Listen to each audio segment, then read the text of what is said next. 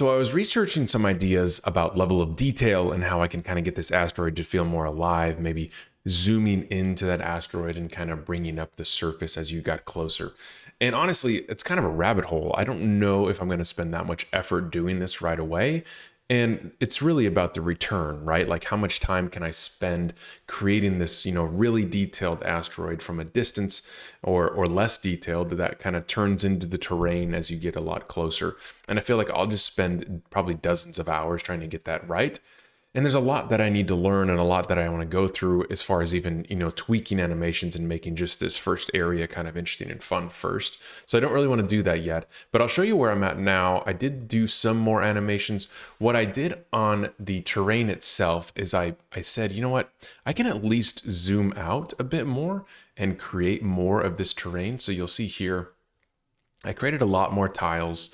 I created more, kind of just area around those first two tiles that I had. So now I have anywhere from 9 to 12 tiles. I think it's 12 tiles total.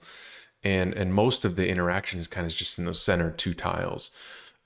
So I may add the interaction to other areas, but you can see the whole map here of what we currently have. And then what I did is I started, you can see the animation here. I started it way back on this other side so that the animation would kind of start in a different area. So right now I'm going through and trying to tweak, okay, what does this look like, from a different perspective from coming in from that area.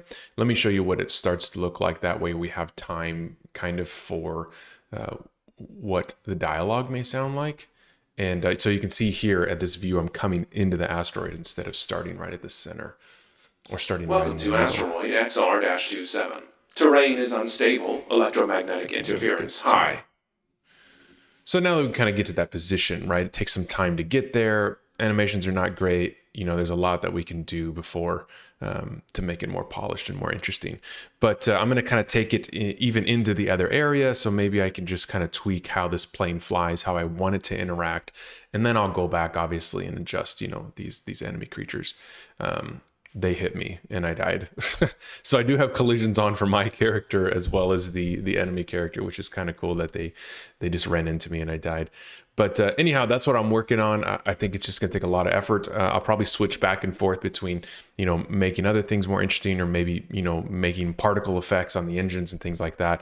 And then go back to animations as I move forward. So that's it for today. I'll see you tomorrow.